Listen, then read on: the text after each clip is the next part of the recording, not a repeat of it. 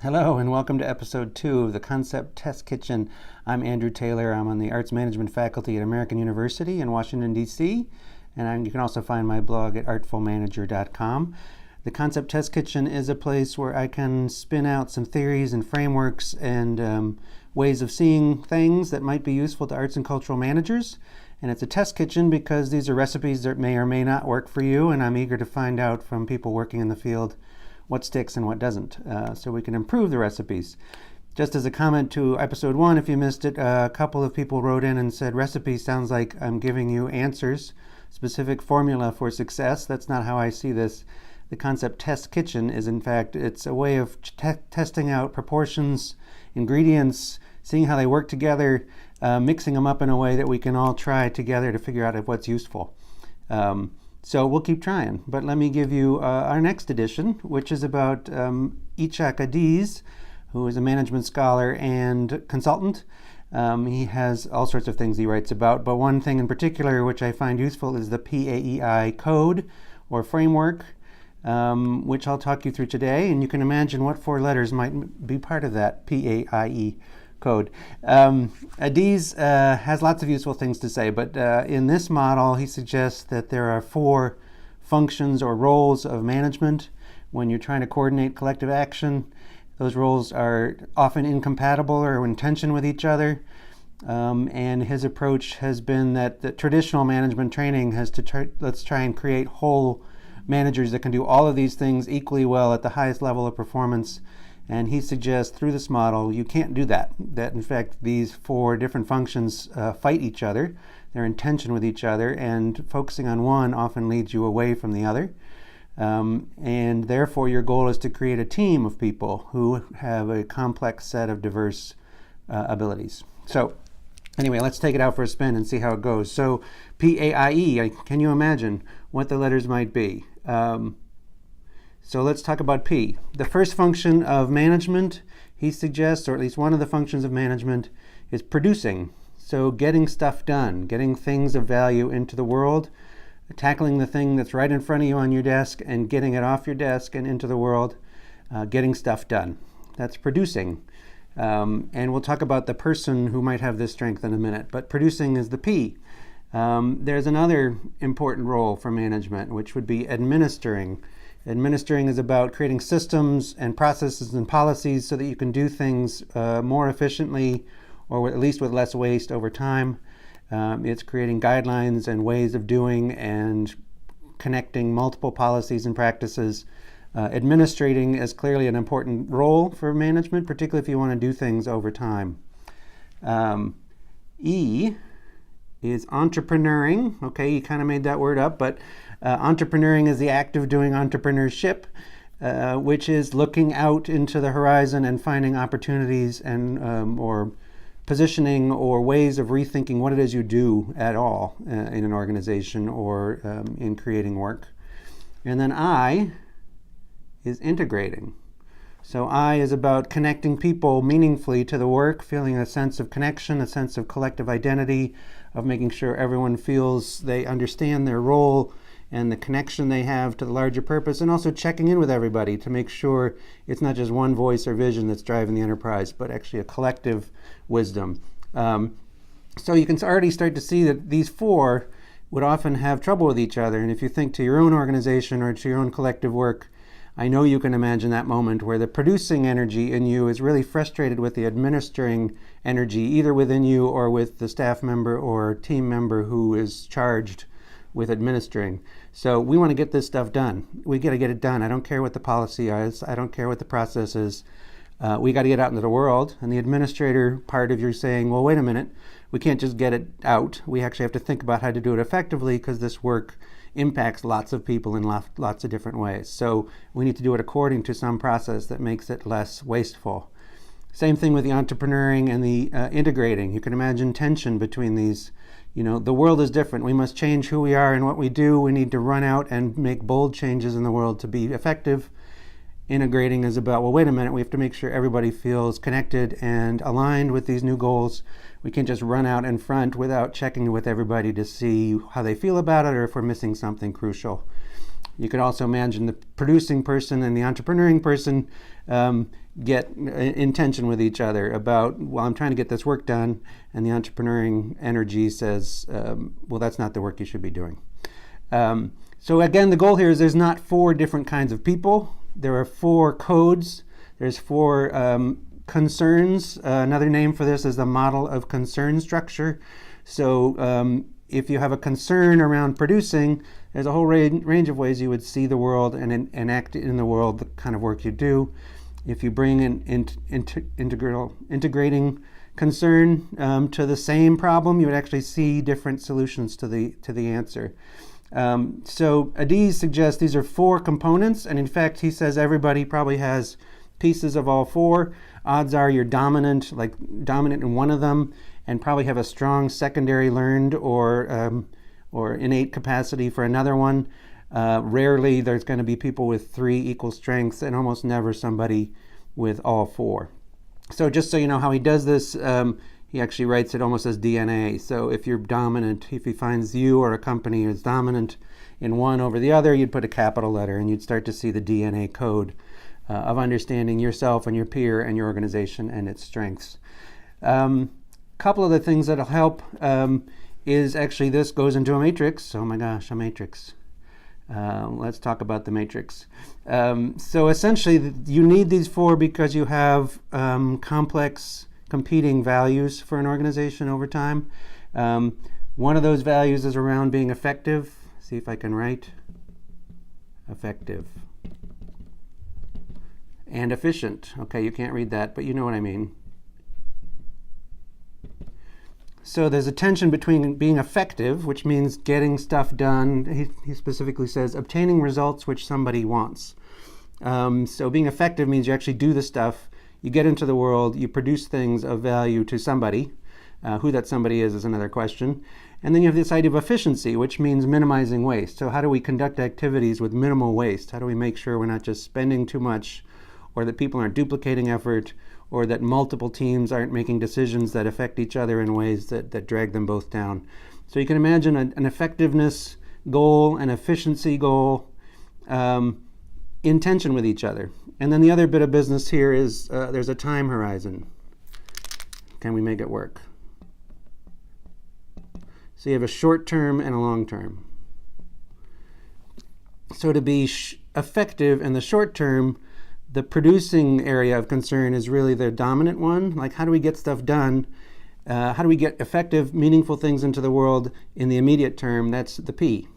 But if we want to be efficient in the short term, we have to actually have processes and procedures every step of the way to figure out how do we buy things, how do we make choices, how do we take action, how do we evaluate that action, how does it fit within the policy context of our larger organization. These are often short term. And then long term, you need, obviously, to be effective in the long term, you can't just keep doing the thing you're doing. You have to think of a different thing to do, that the world is evolving around you. There are opportunities to change radically, or to turn, or to change the orientation of the organization or the effort. That's an entrepreneurial approach, looking out into the world for change. And also to be efficient in the long term, it's not enough to have administrative policies. That's not sufficient.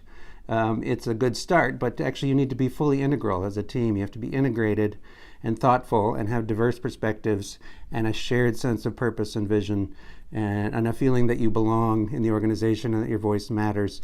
These are long-term efficiency goals. So the value I find in this approach is it sort of helps break out what kinds of energies. These aren't kinds of people, but these are strengths that you might have, or particular areas of concern you might have naturally come to. So when you notice yourself under stress, particularly, which one of these energies feels like the place you go to when you're stressed? You know, are you going to double down and get stuff done?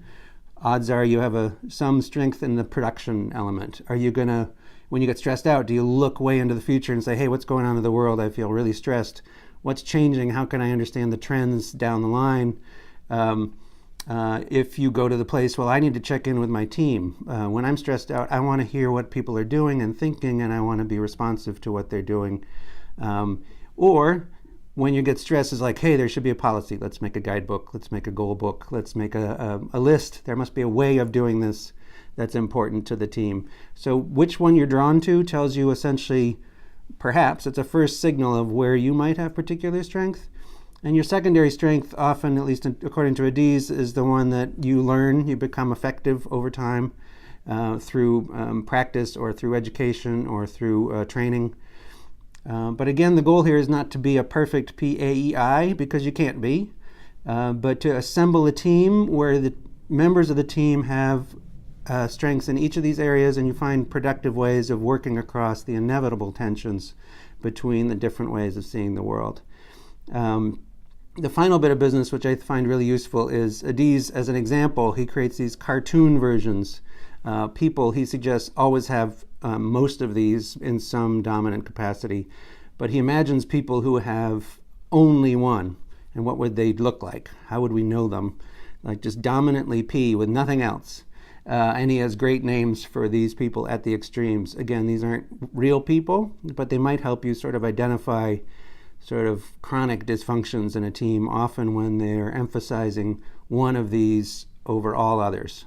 So the producer, when it goes to the absolute extreme, he calls the lone ranger or the lone wolf. This is somebody who just goes off, pays no attention to the impact on other people, just buckles down, does the work. Their desk is usually an absolute mess, and they like it that way.